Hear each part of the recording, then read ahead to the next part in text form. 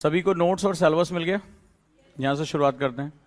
आपकी एक रिस्पॉन्सिबिलिटी है। वो रिस्पॉन्सिबिलिटी है जो मैं तुमसे कहता जा रहा हूँ, जितना कहता जा रहा हूँ बस उसको खत्म कर दो।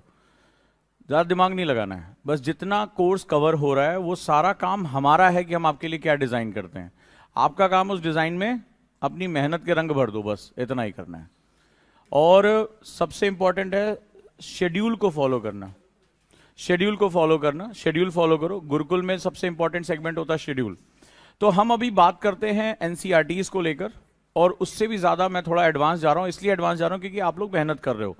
आप लोग की मेहनत मैं देख रहा हूँ, और जिस तरह से हमारी अंडरस्टैंडिंग हम चाहते हैं कि हमारा जो सेगमेंट है, वो कॉन्सेप्ट हमारा एनसीईआरटी आंदोलन का, वो पूरा हो जाए। मैंने इसीलिए सेगमेंट को नाम दिया एनसीईआरटी आंदोलन। एनसीईआरटी आंदोलन, आंदोलन का मतलब क्या होता है? जहां पे पूरी एनर्जी हम लगा देते हैं। आंदोलन किसे कहते हैं? मूवमेंट हो गया, पूरी एनर्जी लगा देना। तो पूरी एनर्जी का जो मतलब होता है वो हॉलिस्टिक वे में लेके चलना। यानी जो हम पढ़ रहे हैं उस पर हमारे क्वेश्चन कितने हो रहे हैं, हमारे पास थॉट प्रोसेस क्या है।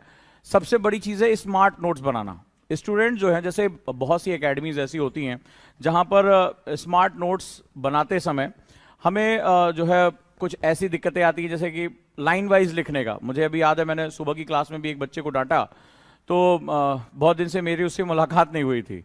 तो उसने कहा कि, मैंने पूछा कॉपी कहाँ है, क्योंकि मैं उसमें बहुत ही प्रिसाइजली हर चीज़ को लिखा रहा हूँ, और सब कुछ मैं फ्लो चार्ट के थ्रू, मेरा LWMI मेथड है पढ़ाने का, और आज भी आप नोट्स में देखोगे। तो उसने कहा कि सर हमने रफ कॉपी की है, फेयर करना बाकी है। मैंने कहा आईएएस के स्टूडेंट को इतनी टाइम मिलता है कि वो रफ और फेयर का गेम खेल सके? इतना टाइम होता है? कभी नहीं हो सकता। आपको जो सबसे बड़ा दुश्मन है, एक बात ध्यान रखना, एक नया, आज मैं आपको फिजिक्स समझाता हूं। कहो तो एक फॉर्मूला बताऊं फिजिक्स का, ठीक है? सुबह मैंने RFR में वो फॉर्मूला बताया है। एक बार आप लोगों को फिर से मैं वो फॉर्मूला जो है वो दोहरा देता हूं, विच इज वेरी इंपॉर्टेंट। तो उस फॉर्मूले के बारे में हम बात करते हैं। यूपीएससी फॉर्मूला जरा लिखो तो, बड़ा इंपॉर्टेंट है तुम्हारे लिए यूपीएससी का फॉर्मूला, ठीक है? हालांकि ये मत कहना ये सत्यापित कैसे होता है। एक फॉर्मूला बताता हूं। टाइम और प्रेशर में व्युत्क्रमानुपाती संबंध होता है। हालांकि एक तरह से कहा जाए तो फिजिक्स का भी बहुत सही है, वहां टेम्परेचर हो जाता है। टाइम, राइट, समय, और दबाव में व्युत्क्रमानुपाती संबंध होता है। बता है कि नहीं है? जैसे जैसे आपका समय कम होता जाएगा, एग्जाम पास आता जाएगा, प्रेशर बढ़ता जाएगा। यानी ये कम होगा तो ये बढ़ेगा। और अभी क्या होता है शुरुआती दौर में, बड़े ध्यान से सुनना, ये बहुत बड़ा मैजिक है। शुरुआती दौर में क्या होता है? जी ले जिंदगी, वो जो ना सिमरन हो जाते सारे के सारे, जा जी ले अपनी जिंदगी। तो बड़ा लग्जरी सा फीलिंग होती है, अरे क्या यार 2025 में एग्जाम देना, 26 में देना है। कोई कह रहा अरे सर 27 में देना है, अभी क्या, अभी तो अंगड़ाई भी नहीं छूटी है ना? तो उनको लगता है एबेंडेंट टाइम है, चारों तरफ हरी हरी घास है। लेकिन ये सडनली ये बिहेवियर चेंज होता है, क्योंकि टाइम एक ऐसी यूनिट है जो कभी वापस नहीं आती है। ये इकलौती ऐसी यूनिट है जो कभी भी इसको दोबारा तुम फेच नहीं कर सकते। तुम पूरी दुनिया की दौलत रख दो और कह दो मुझे मेरा समय वापस कर दो, कोई नहीं कर सकता। तो टाइम को खर्च करने का जो सिद्धांत होता है वो बड़ा रेशनल होता है।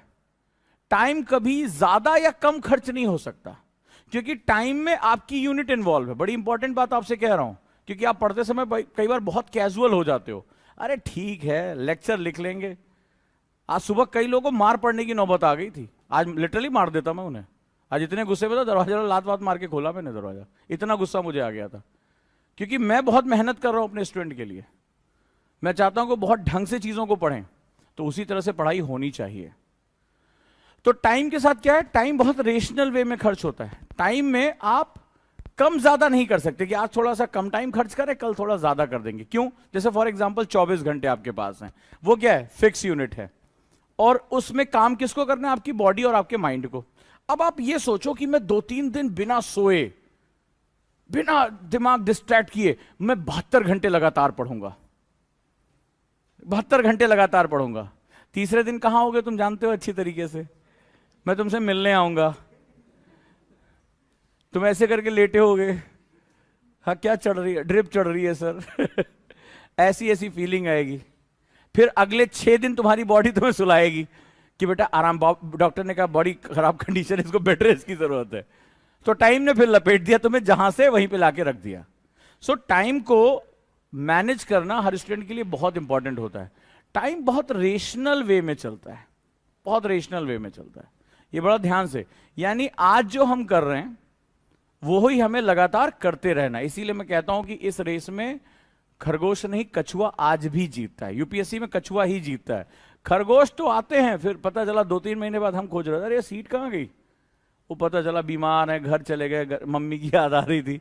ये खरगोश होते हैं। ये आते हैं, सबसे पहले पूछते हैं कि सर हमारा कोर्स कब तक खत्म हो जाएगा, ठीक है, हम फर्स्ट अटेम्प्ट में आईएएस बन जाएगा कि नहीं बन जाएगा, ये इस तरह से क्वेश्चन पूछते हैं। उसके बाद क्या होता है, हम भी हाँ ठीक है, लगता है कि बहुत जोशीला बच्चा है, अच्छा करेगा।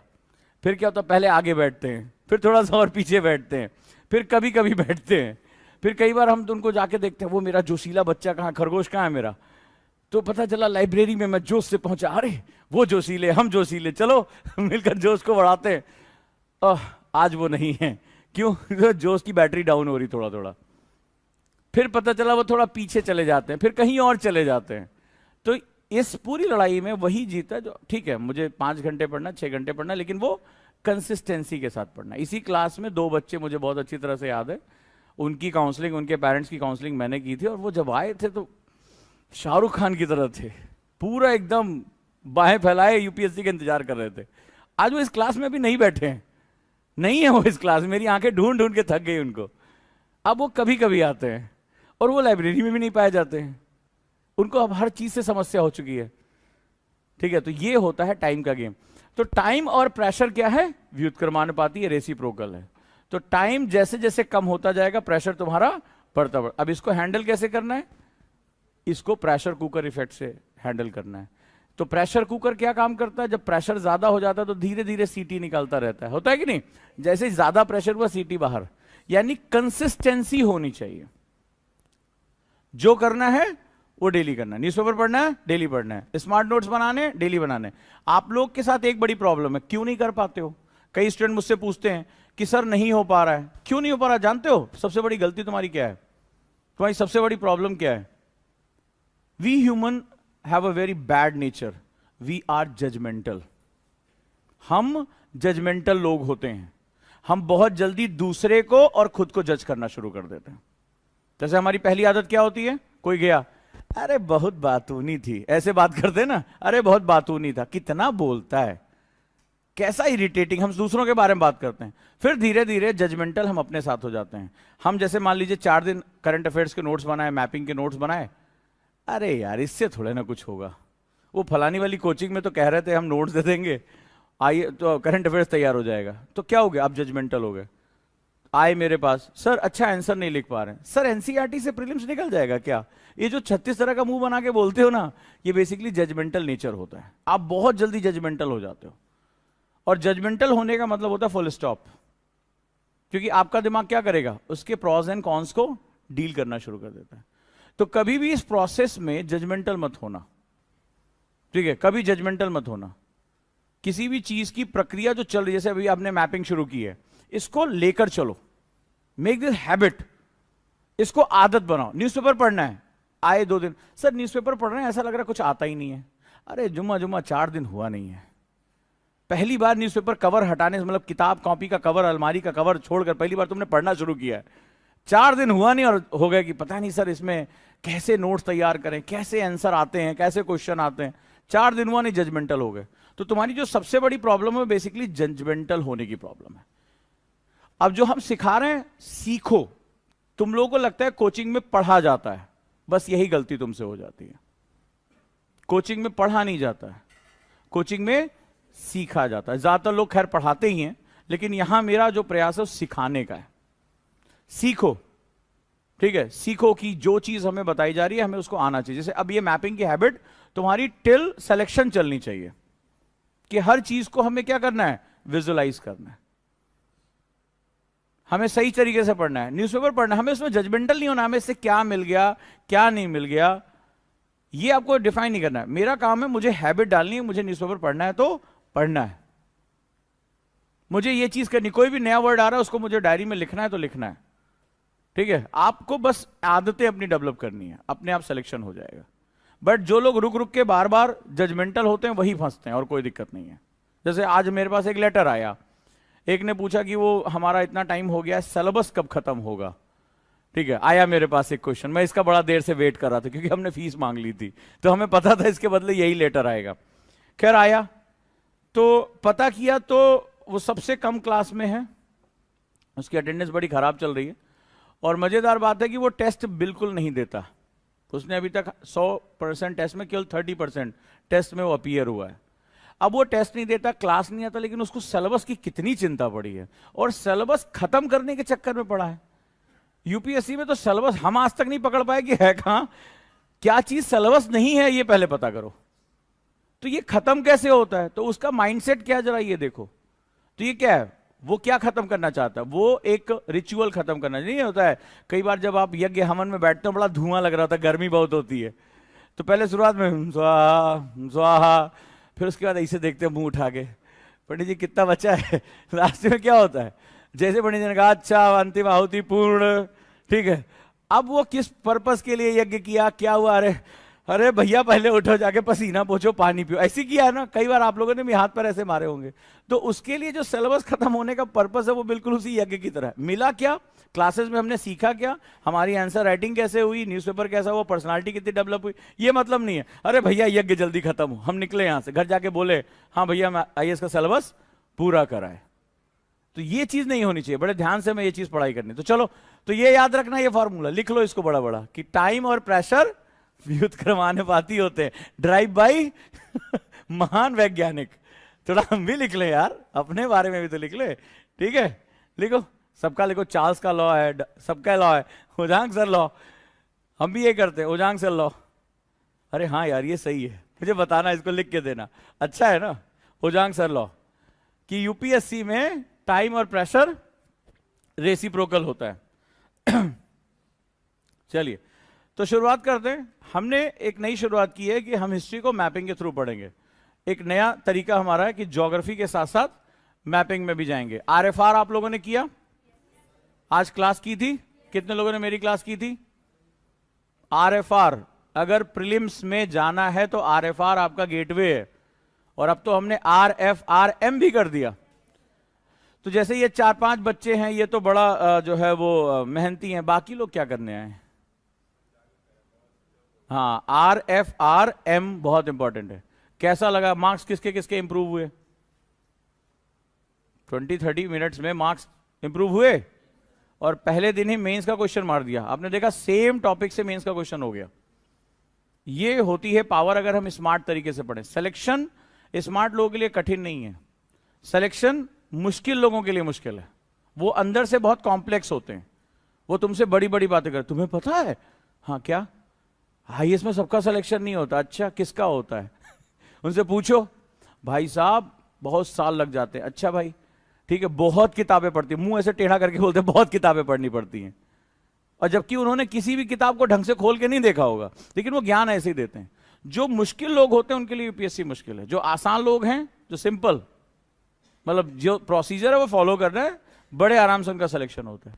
तो आरएफआर अभी तक किसी ने नहीं लिया तो उसके साथ वो जुड़ जाएं हर हालत में, क्लियर है, आरएफआर के साथ वो जुड़ जाएं, ये बड़ा जरूरी है। आज का कॉन्सेप्ट हम समझते हैं कि कल हम लोगों ने बताया था कि जो प्राचीन भारत है उसमें मैं 14 टॉपिक सुपर टॉपिक्स ले रहा हूं जहां से यूपीएससी एग्जाम में टच करता है। कल हमने टोटल कितने क्वेश्चन किए थे प्रीलिम्स के, मेंस के, पहली क्लास में 10 क्वेश्चन,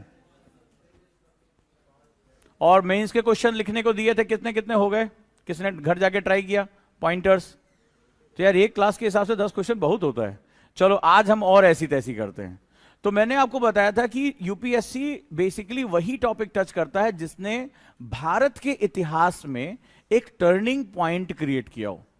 टर्निंग पॉइंट, हर चीज हिस्ट्री की यूपीएससी के लिए इंपॉर्टेंट नहीं है। तो टर्निंग पॉइंट हमारा क्या था, सबसे पहली बात हम एक प्रागैतिहासिक इतिहास से निकले।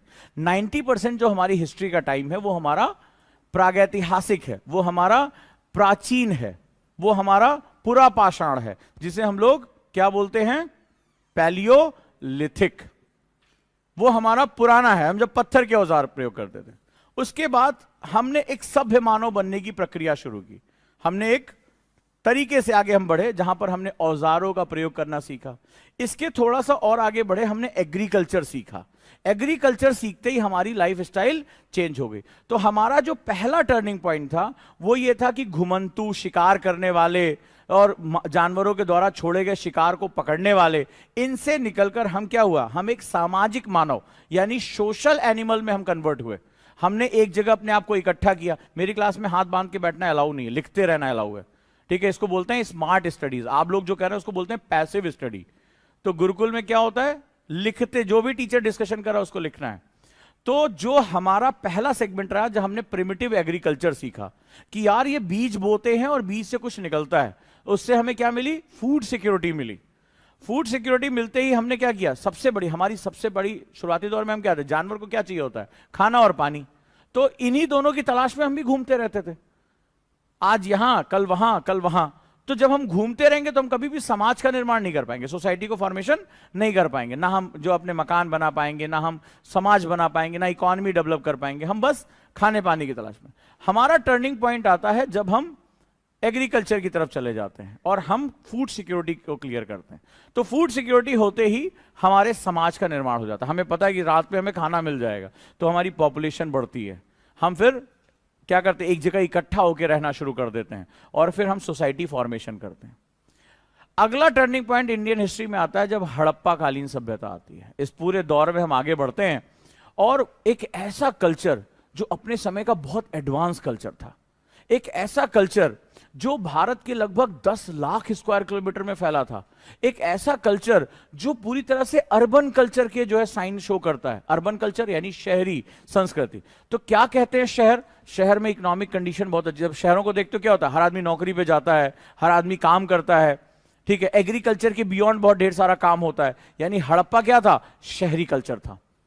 इसके बाद क्या हुआ, इसके बाद हुआ कि शहरों में जैसे हम देखते हैं स्विमिंग पूल होता है, तो वहां भी हमारे यहाँ क्या था, स्विमिंग पूल था।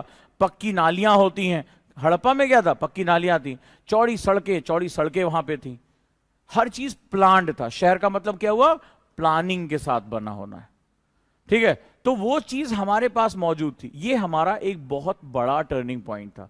ये क्यों टर्निंग पॉइंट था, क्योंकि इतिहास में इस समय बहुत सी सभ्यताएं तो पनप भी नहीं रही थी। उन्हें तो पता ही नहीं था कि सिविलाइजेशन होता क्या है। और हमने एक अर्बन सिविलाइजेशन को जन्म दिया। यह भारत की खास बात थी। तो हड़प्पा हमारे लिए क्या है, एक बहुत बड़ा टर्निंग पॉइंट है हमारी हिस्ट्री का, राइट। चलिए आगे बढ़ते हैं। तो आज हम क्या करेंगे, आज हम मैपिंग में चलते हैं और इसी चीज को मैप करने की कोशिश करते हैं, क्योंकि आगे मैं पढ़ाऊंगा तो मुझे इनकी जरूरत पड़ने वाली है। तो चलिए लिखिए, हड़प्पा सभ्यता, हड़प्पा कल्चर लिखेंगे। मैं हिंदी में भी जहां जहां जरूरत होगी मैं लिखाता जाऊंगा। कोशिश करेंगे हम सब कुछ किसके थ्रू समझेंगे, मैप के थ्रू समझेंगे, ताकि हमें इसके विस्तार के बारे में अच्छे से जानकारी मिल सके। और मैपिंग में हमारी एक जो है हिस्ट्री मैपिंग में भी जो मैंने एक शुरुआत की है वो हमारा अच्छे से चलना शुरू हो जाए। चलिए, हाँ जी, क्या क्वेश्चन है आप लोग, अभी तक का कोई क्वेश्चन आया हो? हाँ जी, क्या क्वेश्चन है, एनी क्वेश्चन इधर?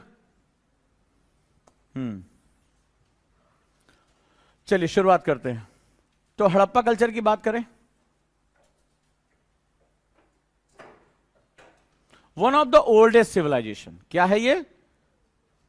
दुनिया की सबसे प्राचीन सभ्यताओं में से एक, दुनिया की सबसे प्राचीन सभ्यताओं में से एक, one of the oldest civilisation. लिखते जाओ मेरे साथ। इसके समकालीन कौन सी सभ्यता थी? जैसे इजिप्ट, मिस्र की सभ्यता। लिख रहे हो आप लोग? नहीं है? ये यूपीएससी के लिए बहुत इंपॉर्टेंट है, इनको पेज दे दो। इजिप्ट, मेसोपोटामिया और चाइना, चीन की सभ्यता।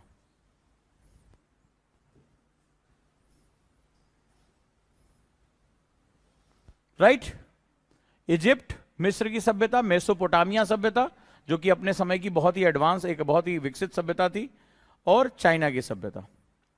हड़प्पा नाम कैसे पड़ा?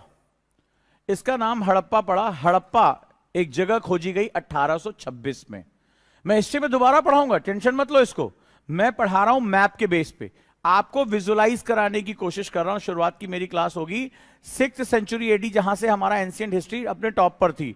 मैं वहां तक आपको पूरा विजुलाइज कराऊंगा ताकि आपको समझ में हड़प्पा कहां है, मोहनजोदाड़ो कहां है, सतकुंडा कहां है। तो ये चीजें आपके सामने होनी चाहिए। यही क्यों आई ये भी आज आपको कंफर्म होगा। तो 1826 में हड़प्पा इसका नाम तय किया गया। इसी को हम लोग क्या बोलते हैं? इंडस वैली सिविलाइजेशन, सिंधु घाटी सभ्यता। उजांग सर इसको कहते हैं सिंधु सरस्वती सभ्यता। ठीक है, मेरे लिए इसमें साजिश है कि ये इंडस वैली सिविलाइजेशन से कहीं ज्यादा सिंधु सरस्वती सभ्यता थी। ये अंग्रेजों की बहुत बड़ी साजिश थी हमारे खिलाफ। राइट, चलो तो हमें क्या करना है? हमें इसको मैप करते चलना है। अब अंग्रेजों ने लिखा it is concentrated in Indus valley. इनका कहना था कि ये सिंधु घाटी में संकेंद्रित थी। गलत था ये। 75% इसका जो हिस्सा था वो सरस्वती नदी के किनारे था, जिसको इन्होंने क्या किया? पूरे हिस्ट्री के डॉक्यूमेंट से गायब कर दिया। आगे जलवायु परिवर्तन के कारण यानी क्लाइमेटिक चेंजेस की वजह से जो सरस्वती नदी थी वो विलुप्त हो गई, और हमने भी अंग्रेजों की पूंछ पकड़ ली और हमें लगा वो जो सही कह रहे हैं, वो जो कह रहे हैं भैया सही कह रहे होंगे। तो भारत की संस्कृति क्या हुई?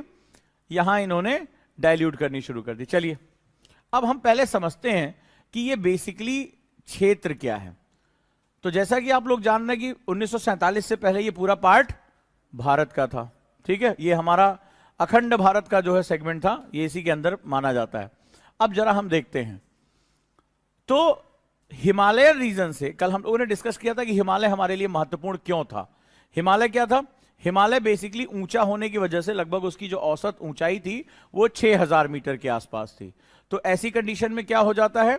वहां ग्लेशियर्स, पानी फ्रोजन फॉर्म में, पानी फ्रोजन फॉर्म में पाया जाता है। फ्रोजन फॉर्म में वाटर को क्या बोलते हैं? यूपीएससी है बाबू, हैंडल विद केयर।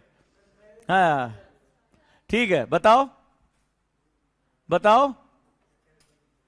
अरे 3 साल पहले का मेंस का क्वेश्चन है ये। इतने क्वेश्चन करा के भेजूंगा तुम्हें समझ में नहीं आएगा। सर पढ़ा क्या रहा है? हिस्ट्री, ज्योग्राफी, ज्योग्राफी का क्वेश्चन था। लिखो, जब वाटर जो होता है वो फ्रोजन फॉर्म में होता है तो उसको बोलते हैं, शाबाश, उसको बोलते हैं क्रायोस्फीयर। क्रायोस्फीयर।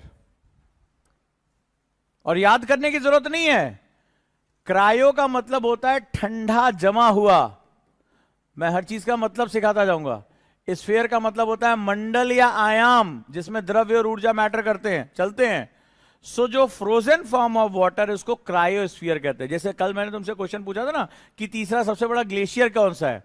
यूपीएससी वाले ग्लेशियर फ्लेशियर पे बात नहीं करते। यूपीएससी वाले ने कहा कि third largest cryosphere and their impact on the climate changes. अब कई बच्चे ऐसे थे जिनको पता ही नहीं था कि ग्लेशियर जो होता है उसको साइंस में क्रायोस्फीयर कहते हैं।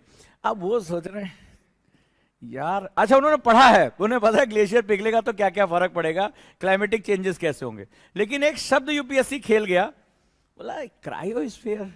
हाइड्रोस्फीयर पढ़ा, एटमॉस्फियर पढ़ा, लिथोस्फीयर पढ़ा, ये कमबख्त चौथा कौन सा आ गया, पांचवा कौन सा आ गया? क्रायोस्फीयर। बायोस्फीयर पढ़ा, भूगोल में तो मास्टर साहब बताए नहीं थे। और आता हुआ क्वेश्चन, अभी ग्लेशियर पिघलने का पता था, अभी यही क्वेश्चन में तुमसे पूछता क्रायोस्फीयर पिघल गया तो तुम बोले कौन सी चीज पिघल गई सर? और इसका असर कहां जाएगा? एक शब्द ना पता होने की वजह से वो पूरे 10 मार्क्स गए मेंस के। और अब मैं तुमसे कहूं तो यही जो पानी जमा होता है यही क्या कहलाता है बेसिक साइंस में? इसको हम लोग क्रायोस्फीयर कहते हैं। यानी कोई जब लिक्विड फ्रोजन फॉर्म में कन्वर्ट होता है that is known as cryo. और ये क्यों समझा रहा हूं? यही तो तुम्हें कॉन्सेप्ट बहुत इंपॉर्टेंट है। अब जैसा मैं तुमसे एक क्वेश्चन पूछता हूं, ठीक है, प्रीलिम्स में क्वेश्चन आया कि क्रायोजेनिक इंजन है, उसमें फ्यूल किस फॉर्म में होगा? अब लोग कॉन्सेप्ट समझो, पावर ऑफ कॉन्सेप्ट। प्रीलिम्स में एक क्वेश्चन आया जब भारत ने क्रायोजेनिक इंजन लॉन्च किया था, तो एक भारत में हुआ था, ये आज जाके चेक कर सकते हो। तो क्रायोजेनिक इंजन, साइंस तो नहीं पढ़े हो ना, कॉन्सेप्ट तो आता है ना। क्रायोजेनिक इंजन है, ठीक है, क्रायोजेनिक इंजन। जब पीएसएलवी के साथ हमने जीएसएलवी लॉन्च किया था, ठीक है, जियो सिंक्रोनस लॉन्च व्हीकल, इसरो ने, तो क्रायोजेनिक इंजन इस्तेमाल किया था। ऑप्शन था इसमें फ्यूल किस फॉर्म में रहेगा?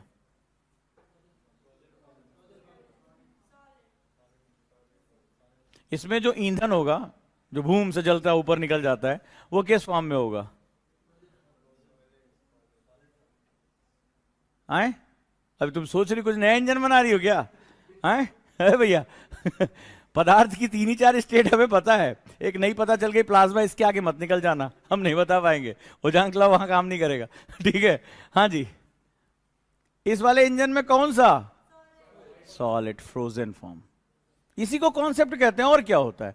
जरूरी थोड़ा ना तुम हर चीज जानो तब यूपीएससी निकालोगे, ये इस्तेमाल करना जरूरी है कि क्रायो शब्द का मतलब हुआ ठंडा जमा हुआ, तो क्रायोजेनिक इंजन नाम बड़ा उसका। तो क्रायोजेनिक इंजन में जो फ्यूल होगा बर्न करने के लिए, वो किस फॉर्म में होगा? सॉलिड फॉर्म में होगा। यानी उसको इतना ठंडा कर देंगे, सॉलिड किस में कन्वर्ट हो जाएगा? जो लिक्विड है वो किस में? सॉलिड में कन्वर्ट हो जाएगा। इससे फायदा क्या होगा? स्पेस कम लेगा, स्पेस कम लेगा, तो क्या होगा? उतने ही टैंक में ज्यादा फ्यूल रखोगे, जब ज्यादा फ्यूल होगा तो रॉकेट क्या हो जाएगा? दूर तक जाएगा, तभी तो उसको जीएसएलवी टेक्नोलॉजी कहा जाता है। क्वेश्चन होते रहना चाहिए, है ना, कहीं भी चलें। तो ये हमारा सेगमेंट है। हो गया दोनों क्वेश्चन, ये मेंस का हो गया, अब कर लोगे, अब बर्फ पिघला दो, और ये भी हो जाएगा प्रीलिम्स का, हो जाएगा। चलिए आ जाइए। तो यहां से नदियों के लिए क्षेत्र निकला, तो जो पंजाब का रीजन है, पंज आब, पंज मतलब 5, आब मतलब जो 5 दरिया का पानी, ठीक है, 5 दरिया का पानी। तो जब कल मैंने आपको बताया था, जब नदी नीचे उतरती है तो अपने साथ क्या लेकर आती है? सेडिमेंट्स लेकर आती है, सॉइल लेकर आती है, और उस सॉइल को क्या बोलते हैं? Alluvial soil. भारत में सबसे ज्यादा परसेंटेज किसका है? ये चौथा क्वेश्चन है प्रीलिम्स का आज का। एलुवियल सॉइल आया हुआ है, लैटराइट सॉइल, रेड सॉइल, और ये क्या नाम है, एलुवियल सॉइल, इनका एक इंक्रीजिंग डिक्रीजिंग ऑर्डर पूछा है, ठीक है। तो अब ये क्या होगा, जब ये नदियां उतरेंगी अपने साथ तो क्या बिछाएंगी? Alluvial soil. तो ये कौन सी होगी? फर्टाइल। कल बताया था, क्योंकि ये इसको जलोढ़ कहते हैं, ये हर साल नई होती रहती है, फिर पानी भरा बरसात में, फिर नई मिट्टी बिछा दी, तो ये क्या होता है? नेचुरली बहुत फर्टाइल होती है। और अभी मैंने क्या बताया, हमारा जो क्रिटिकल पॉइंट था हिस्ट्री में, वो क्या था? एग्रीकल्चर। एग्रीकल्चर के लिए हमें क्या चाहिए होती है? मिट्टी और पानी। तो यहां पर क्या मौजूद था? मिट्टी और पानी। आज भी भारत में सबसे ज्यादा एग्रीकल्चर, सबसे ज्यादा प्रॉस्परस कहां है? पंजाब में। पंजाब में सबसे ज्यादा प्रॉस्परस। आप ये सोचो कि वो शीत प्रदेश के रूप में माना जाता है, वहां की जो जलवायु है वो रबी क्रॉप्स के लिए, यानी गेहूं की फसल, सरसों की फसल, वो डीडीएलजे याद है तुझे? देखा तो ये जाना सनम, कौन सा खेत था वो? हाँ, ये देखो, मेमोरी हमेशा ऐसे बनती है, मेमोरी ऐसे ही बनती है। अरे उसके बाद कई लड़कों ने सरसों खेत में जाने की कोशिश की, ये तो अलग बात थी कि लट्ठे लट्ठे पीटे गए, उनको नहीं पता था कि यहां गाना गाने की सजा कितनी भयानक हो सकती है, ठीक है। चलिए, खैर कुल मिलाकर तो वो रबी फसल मानी जाती है, this is known as rabi crops. लेकिन तुम्हें पता है भारत में प्रति हेक्टेयर, ये क्वेश्चन आया हुआ, प्रति हेक्टेयर सबसे ज्यादा चावल कहां पैदा होता है? राइस। अभी देखो, आज पानी रात में बरसा है ना, जाके देखो पंजाब के किसानों का क्या पूरा धान की कटाई हो रही है, अखबार में आया ना, फोटो देखी, वो पूरा पूरा पानी से भीग गया, पूरा का पूरा पानी से भीग गया उनका, सारी फसल बर्बाद हो गई, क्योंकि ये क्या हुआ? फसल कटने का टाइम था।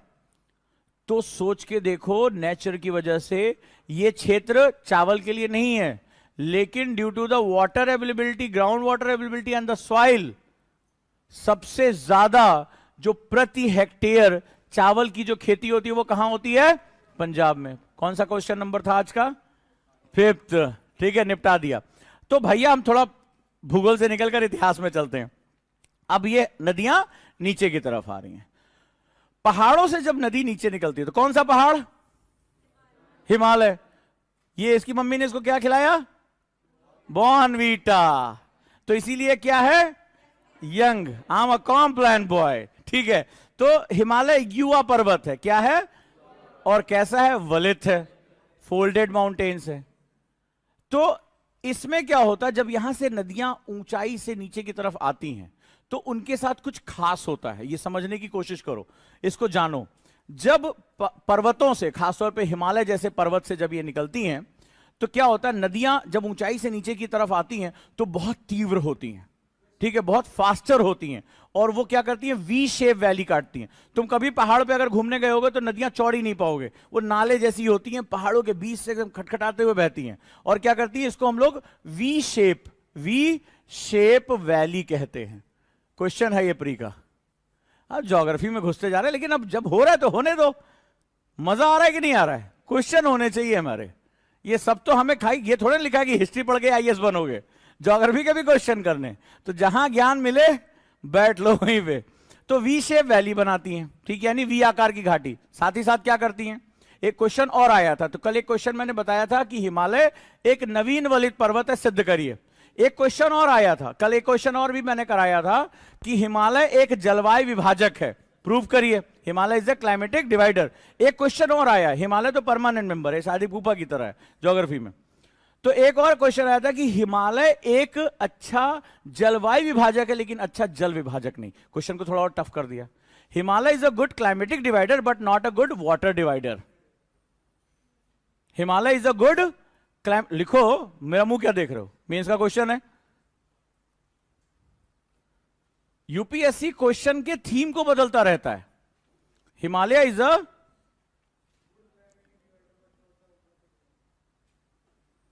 Good climatic divider but not a good water divider. क्यों? तो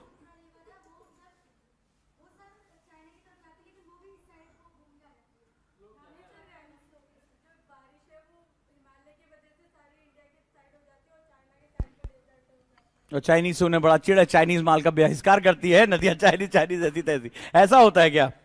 समझो, अब जरा इसको समझो भाई। ये नवीन वलित पर्वत है, इससे पहले से नदियां बह रही हैं। ये सिंधु, ब्रह्मपुत्र, ये हिमालय से पहले की हैं। ये इनको एंटीसेंट रिवर कहा जाता है, पूर्ववर्ती नदियां। अब बताऊंगा, इनका बहुत इंपॉर्टेंस है हिस्ट्री में। इस बार मेंस का जो पहला क्वेश्चन था उसको ये सब लिखना पड़ेगा तुम्हें। पूर्ववर्ती नदियां, एंटीसेंट्स रिवर, ये भी प्रीलिम्स का क्वेश्चन है। एंटीसेंट्स रिवर। अब हिमालय हमारे भाई साहब नवीन वलित पर्वत थे, तो धीरे धीरे इन्होंने क्या किया, जैसे जैसे टेथिस सागर में प्रेशर पड़ा तो उसके सेडिमेंट से ये निकलना शुरू हुए। ठीक है, ये सेडिमेंट निकल, जैसे क्या होता है, कोई घर में बालक है, वो ज्ञान देने को, तो पहले की नदियां एकदम तूफानी स्टाइल में चल रही हैं। हिमालय थोड़ा सा ऊपर उठना शुरू, बोला आंटी उधर से निकल लो, आंटी काट के निकल गई। इंडस ने हिमालय को, हिमालय की बाउंड्री कहां है? कल मैंने बताया 2500 किलोमीटर है, तो हिमालय की जो उसकी नॉर्थ वेस्टर्न बाउंड्री कहां है? सिंधु नदी ने काट दी है। सिंधु ने 3000 मीटर सीधे सीधे काट दिया हिमालय को। बोला आंटी रास्ता बदलो, बोला तुम्हारी ऐसी की तैसी। वो हिमालय को काटती हुई निकल गई, हिमालय को काटती निकल गई। उसको बोलते हैं इंडस गॉर्ज। यहीं से हमारे हिमालय की सीमा मानी जाती है, इंडस गॉर्ज। हिमालय की जो सिंधु नदी का गॉर्ज, बहुत खड़ी खड़ी कटाई मार दी है। तो जल विभाजक वो होता है, जो नदी आ रही है, बोला नहीं जाने देंगे जाओ, तो उसको जल विभाजक यानी कि वाटर को बांट दिया। वाटर ने कहा अरे ये नया लड़का भी कल का आया है, भाव ही नहीं दे रही हिमालय को, नदियां भाव ही नहीं दे रही हैं। हिमालय बोल रहा है I am going to be महान हिमालय। बोला होगा, पहले से ही निपटा दिया। जैसे से वो बन रहा था वैसे से काट के निकल गई आंटी लोग जो पूर्ववर्ती नदियां थी, हालत खराब कर दी हिमालय की। इसीलिए हिमालय एक जलवायु विभाजक तो है, वो उधर से आने वाली ठंडी हवाओं को नहीं आने देता, लेकिन हिमालय एक अच्छा जल विभाजक नहीं है। नदी ने कहा चल कल का छोकरा हमारा रास्ता रोकेगा, ठीक है, वो निकल गई उसको काट के। वो बेचारा रह गया मुंह दिखाए हुए। तो क्या हुआ, ये जो नदियां यहां आती हैं, बड़ी इंपॉर्टेंट बात होने जा रही है, ये नदियां भाई धीरे धीरे हिमालय ने क्या किया, बोला ठीक है आंटी आज मैं तोता बत्ता हूं लेकिन कल तो मैं बड़ा हो जाऊंगा, और नाराज हो गया, उसको लग गई बात, ठीक है नहीं होता मैं बदला लूंगा आंटी, ठीक है। तो अब वो सिंधु नदी और तमाम नदियां बेचारे को काटने के चक्कर में पड़ी, काट के निकल गई। लेकिन एक दिन आया जब क्या हुआ, हिमालय अपनी मम्मी के पास गया, बोला मम्मी मेरी लंबाई बढ़नी चाहिए। मम्मी ने उसको दिया बॉर्नवीटा, खाया उसने और बड़ा हो गया, और ऐसा पर्वत की दुनिया का सबसे ऊंचा पर्वत हो गया। अब जो आंटी लोग थी यानी नदियां, वो ऊंचाई पे पहुंच गई। ऐसा करने से उनकी गति बढ़ गई, ये बहुत इंपॉर्टेंट फैक्टर है, उनकी स्पीड बढ़ गई। तो जब हिमालय, जब यहां से नदियां उतरती हैं तो उनकी कुछ खास बात होती है। एक तो वी शेप वैली काटती हैं, यानी गहराई से काटती हैं। दूसरा, ये रैपिड्स बनाती हैं। रैपिड्स वो नहीं होता है जब आप ऋषिकेश जाते हो, छई छप्पा छई कर नदियां ऐसे उछलती कूदती चलती, इसको छिप्रिका बोलते हैं। क्या बोलते हैं, छिप्रिका, रैपिड्स। वो नहीं ऐसे पत्थरों के ऊपर ऐसे नदी कूदती हुई चलती है, तो राफ्टिंग वाफ्टिंग करने आप लोग जाते हैं, हाँ जो लोग गए होंगे उनको पता होगा। तो इसको क्या बोलते हैं, छिप्रिका यानी रैपिड्स बोलते हैं। और यूथ के साथ एक बड़ी और प्रॉब्लम होती है, जैसे मैंने बोला होमवर्क किया तो भाई कौन सा जो है वो प्राण जाए पर वचन न जाए का तुम्हारा जो कॉन्सेप्ट है, अच्छा मेहनत से पढ़ाई कर रहे हो, हाँ सर, रेगुलर शेड्यूल फॉलो हो रहा है, हाँ सर, किस चीज का, ये तो सर ने पूछा ही नहीं ठीक है, टाइम से पिक्चर देखता हूं, टाइम से सोता हूं, सर ने पूछा होता कि हाँ भाई आंसर राइटी का शेड्यूल फॉलो हो रहा तो मैं बोलता भी। तो क्या होता है, यूथ में हमारी बात से पलटने की बड़ी खास बात होती है। और तूने उसको बोला, तूने गाली दी, कहां मैंने गाली दी, तुरंत, मैं तो वहां था ही नहीं। मम्मी ने आके पूछा ये 6 लड्डू रखे थे कहां गए 2, यहां लगा हुआ है कोने में, भैया ने खाए होंगे, हमने कहां खाया, ठीक है लगा हुआ है। मम्मी कह अच्छा झूठ बोल रहा है, तुरंत क्या होता है, मार खाने के डर से पलट जाते। मान लो घर का शीशा वीशा टूट गया, तुमने तोड़ा, मैंने कहा तोड़ा, मैं तो पढ़ रहा था उस समय, और खुद ही तोड़ के बैठ बैठ रख के एकदम ऐसे कई बार आप लोगों ने किया होगा। तो यूथ क्या होता है, यू टर्न लेता है। याद रखना इस कहानी को, ये हंसते हंसते लग जाए रास्ते, ठीक है। तो ध्यान से इसको पढ़ना कि जो हिमालयी नदियां होती हैं वो यू टर्न ले लेती हैं, और इसी से पता चलता है हिमालय का पर्वत कैसा है, नया है, ठीक है। यूथ के साथ इसको जोड़ के देखना, तो वो यू टर्न ले लेती हैं, राइट, यू टर्न जैसे आप ले लेते हैं, हाँ कल तुम थे, नहीं सर मैं तो था ही नहीं वहां पे, बस ऐसे यू टर्न। इसी को हम लोग आगे बोलते हैं सिंटेक्सियल बेंड। जूड़े में पिन लगाई जाती है, देखा ना जूड़ा जो लोग पिन, इसी को सिंटेक्सियल बेंड या जूड़ा पिन बोलते हैं। ये बहुत कई बार ये क्वेश्चन आया, कई बार ये क्वेश्चन आया। जैसे जब ब्रह्मपुत्र नदी जब भारत में सांगपो प्रवेश करती है, सिंटेक्सियल बेंड लेती है। तो हिमालय के साथ जो नदियां बहती हैं उनके साथ खास बात क्या है, वो तेज बहती हैं, गॉर्ज काटती हैं, वी शेप वैली काटती हैं, वो रैपिड्स बनाती हैं, छिप्रिकाएं, और वो यू आकार की घाटी में बहती हैं। यू यानी तुरंत क्या होगा, दिशा बदल जाएगी। तुम देखो सांगपो किधर जाती है, पूरब, और नामचा बरवा पहुंचते पहुंचते भारत में घुस जाती है पश्चिम, एकदम टन से लेती है हवा, ठीक है। वक्त बदल गए, जज्बात बदल गए नदी के, ये हालत होती है। इधर खड़े कहां जा रही, पूरब, अच्छा इधर कहां, इधर कहां, ठीक है पश्चिम में चली गई। तो हिमालयी नदियों की बड़ी खास बात होती है, ये बहुत इंपॉर्टेंट फैक्टर है। अब तुम्हें पता है, तुमने 2016 प्रीलिम्स का क्वेश्चन कर लिया, जाके देखो। तो मैं यहां ये क्यों पढ़ा रहा हूं, ये जानना बड़ा जरूरी है। हमारे मैप में सबसे ऊपर कौन सी नदी दिख रही है, झेलम। तो 1947 के बाद जब भारत का विभाजन हुआ तो इसका ज्यादातर पानी पाकिस्तान क्लेम करता है। झेलम और चेनाब, ये जो 2 नदियां हैं, ये दुनिया की सबसे ज्यादा हाइड्रो पोटेंशियल रिवर्स मानी जाती हैं। भारत इस पर डैम नहीं बना सकता। हाइड्रो पोटेंशियल यानी कि इतनी तेज बहती हैं कि प्रति क्यूसेक जो बिजली पैदा करने की क्षमता है, हाइड्रो इलेक्ट्रिसिटी, वो इन दोनों नदियों में बहुत ज्यादा है। और मजेदार बात है कि भारत के पास डैम बनाने की क्षमता है तो डैम बना नहीं सकता, क्योंकि ट्रीटी के अंतर्गत 80% पानी कौन यूज करेगा? पाकिस्तान। और पाकिस्तान के पास आटा खरीदने का पैसा नहीं है वो डैम कहां से बनाएगा? वो तो डैम का सरिया बेच के जो ले आए आटा, उसकी तो ये हालत है। तो झेलम और चेनाब दुनिया की सबसे ज्यादा, world's most hydro electricity capacity rivers है, जल विद्युत उत्पादित करने की क्षमता वाली नदियां हैं। अच्छा, मैं तुम्हें ये पढ़ा क्यों रहा हूं, ये भी तुम्हारे दिमाग में होना चाहिए। तुम ये जानते हो ना कि यूपीएससी में history, geography, polity, current, science, ये सब पढ़ के सिलेक्शन होता है? या किसी को कोई डाउट है कि एक आध सब्जेक्ट में ही नैया पार है? तो आपको पता होगा ना, ये सभी सब्जेक्ट पढ़ने पड़ते हैं। आपको पावर ऑफ मैप दिखा रहा हूं कि अगर मैप को सही तरीके से देखा जाए तो सारे सब्जेक्ट को हम एक जगह कॉन्सेंट्रेट कर सकते हैं, एक जगह कॉन्सेंट्रेट कर सकते हैं। यही पावर तुम्हें समझाने के लिए मेहनत कर रहा हूं, नहीं तो हड़प्पा वड़प्पा अब तक लिखा के कब तक खत्म कर दिया होता। तो आप ये समझिए, अगर ये पावर आपके पास आ गई, अब आप देखिए आप कितने नंबर ऑफ क्वेश्चन करते चले जा रहे हैं, कितने तरीके से करते जा रहे हैं। हम हिस्ट्री भी पढ़ रहे हैं, हम पहले ये जान रहे हैं कि इंडस वैली में, इंडस सरस्वती में यही लोग क्यों बसे। तो नदियां जब अपने साथ तेजी से बहती तो अपने साथ क्या होता है? नीचे जाकर फर्टाइल प्लेन बिछाती हैं, पानी का स्रोत होती हैं वो, और फ्रेश वाटर होता है इनके पास। और वर्तमान समय में इन दोनों नदियों के पास जबरदस्त क्षमता। तुम्हें पता है कश्मीर में जो आतंकवाद है उसके पीछे भी इन्हीं नदियों का बहुत बड़ा योगदान है। बताता हूं कैसे।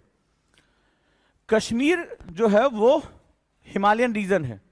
हिमालय में कल मैंने बताया था क्या होगा, वहां एक खास तरह की वनस्पतियां पाई जाती है, इसको हम लोग मॉन्टेन फॉरेस्ट बोलते हैं। क्या है? पर्वतीय वन पाए जाते हैं। इसमें कनीफेरस होता है, इसमें विलोवुड, विलोवुड, राइट, WILLOW, विलोवुड पाया जाता है। बड़ा खास होता है, बड़ी मुलायम लकड़ी होती है, बड़ी मजबूत होती है, सड़ती नहीं है। ये दुनिया भर में जो खेल उद्योग है, जो बैट, हॉकी, ये जो बनाया जाता है वो किस लकड़ी से बनता है? विलोवुड से बनता है। क्वेश्चन आया हुआ था, ठीक है। ये किससे बनता है? विलोवुड से। कश्मीर के पहाड़ों में बहुतायत पाया जाता है, सिंगल स्ट्रैंड होता है, ठीक है। कभी देखा करो जो वहां की वीडियोस मिलती हैं तो मैं विलोवुड पाया जाता है। बड़ी मुलायम लकड़ी होती है, बड़ी मजबूत होती है, बड़ी शानदार खूबसूरत दिखती है। वहां तो सारे मकान भी इसी से बनते हैं, येलोइश व्हाइटिश कलर में होती है, बहुत शानदार लकड़ी होती है। तो इसकी जो मार्केट वैल्यू है बहुत ज्यादा है, और प्रकृति ने भारत को दे रखा है, ठीक है। तो आतंकवाद का सहारा लिया जाता है ताकि अंदर लोग ना जा सकें, और अंदर जंगलों को काटकर ये नदी बहकर कहां जाती है? पाकिस्तान। लकड़ी के लट्ठे काट काट के इसमें नदी में डाल दिए जाते हैं। इतनी ज्यादा इसकी फ्लोइंग कैपेसिटी है कि उठा के पाकिस्तान लेके चली जाती है। सब समझे? तस्करी। और इधर क्या हुआ दिखाया जा रहा है कि भाई अंदर लोग नहीं आ सकते, अंदर जंगल काटे जा रहे हैं, खटाखट जंगल काटे जा रहे हैं, और ये अरबों रुपए का व्यापार है, अरबों रुपए का व्यापार है। और कहीं ट्रक व्रक से भी नहीं निकालना है, ये सड़ती नहीं लकड़ी, हल्की होती है, बहुत तैरती रहती है। लट्ठे काटे जाते हैं, नदी के अंदर डाला, नदी ट्रांसपोर्ट करके लेके। क्यों? क्योंकि ये क्या होती हैं? ये हिमालयन रिवर्स हैं, बहुत तेज फ्लो करती हैं। ये दुनिया की सबसे ज्यादा तेज बहने वाली नदियों में से एक है। आपने लकड़ी के लट्ठे डाले और लट्ठे के लट्ठे डाले, वो बहते हुए पाकिस्तान वहां कलेक्ट कर लिया, और ये बहुत बड़ा व्यापार है, और वहां से पूरी दुनिया के स्पोर्ट्स मार्केट में निकल गई। पाकिस्तान का लकड़ी उद्योग इसी पे टिका हुआ है, विलोवुड में। तो ये चीजें बड़ी इंपॉर्टेंट होती हैं। ये जो हम पॉलिटिक्स देख रहे हैं, ये जो आतंकवाद का खेल हम देख रहे हैं, इसके पीछे भी बहुत इन लोगों ने नदियों के पावर को बहुत अलग तरीके से इस्तेमाल किया। तो चलिए हम शुरुआत करते हैं, फिर इसको और समझते हैं। तो रावी नदी के तट पर हड़प्पा हमें मिलता है, ठीक है। लिखो, बनाते जाओ इसको। फर्स्ट स्टेज को हम लोग नियोलिथिक स्टेज कहते हैं, नियोलिथिक स्टेज, प्रथम चरण को। इसको प्री हड़प्पा यानी पूर्व हड़प्पा युग भी कहा जाता है। नियोलिथिक एज यानी नव पाषाण काल। चलो मुझे बताओ, नियो का मतलब होता है नव, लिथ रॉक के लिए इस्तेमाल किया जाता है, पाषाण। तो लिथ किसके लिए यूज होगा? पाषाण, पत्थर के लिए। तो नव पाषाण काल हो गया ये हमारा, ठीक है। तो 5500 से 3500 बीसी तक के बीच का ये समय रहा हमारा, बिफोर क्राइस्ट। अब देखो यहीं से पता चल जाता है कि सारा इतिहास अंग्रेजों का है। बिफोर क्राइस्ट यानी ईसा मसीह से पहले, यानी ईसा मसीह से ही सारा इतिहास है, उससे पहले और उससे बाद में। विक्रम संपत तो हम नहीं बात कर रहे हैं, न शक संवत की बात कर रहे हैं। हम किसके बारे में पढ़ते हैं? बीसी और एडी के बारे में, ठीक है। यानी बिफोर क्राइस्ट, आफ्टर क्राइस्ट, ये पूरा इतिहास जो हम पढ़ रहे हैं वो अंग्रेजों का दिया हुआ है। चलिए,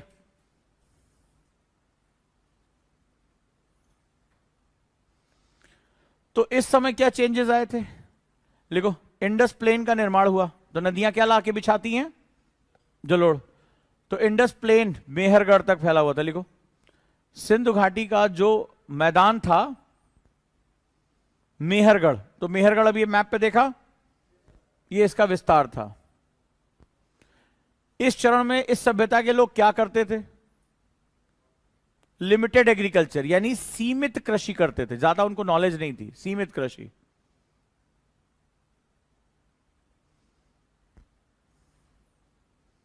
और क्या करते थे? क्या बोते थे? एग्जाम के लिए इंपॉर्टेंट है, वीट, गेहूं, कॉटन, कपास। डोमेस्टिकेशन ऑफ एनिमल्स, यानी पशुओं को पालना सीख गए थे। पॉटरी का निर्माण, यानी मृद भांडों का, मिट्टी के बर्तनों का इस्तेमाल प्रमुखता से किया जाता था। मिट्टी के बर्तनों का इस्तेमाल प्रमुखता से होता था।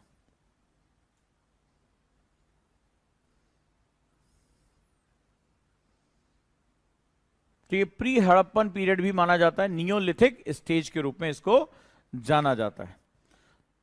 तो आज हमने कौन कौन से क्वेश्चन किए, एक बार देखते हैं। क्रायोस्फीयर क्या होता है? Frozen form of water, cryosphere उसको कहा जाता है। दुनिया का तीसरा सबसे बड़ा क्रायोस्फीयर कौन सा है? हिमालयन क्रायोस्फीयर उसको कहा जाता है। हिमालय कैसा है? फोल्डेड यंग माउंटेन है, ठीक है। यहां से जो नदियां निकलती हैं उनके फीचर्स क्या होते हैं? रिवर्स के फीचर क्या होते हैं?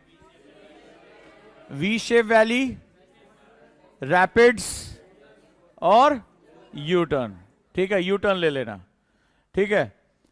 हिमालय एक अच्छा वाटर डिवाइडर नहीं है, क्यों? जो एंटीसेंट्स रिवर यानी पूर्ववर्ती नदियां थी उन्होंने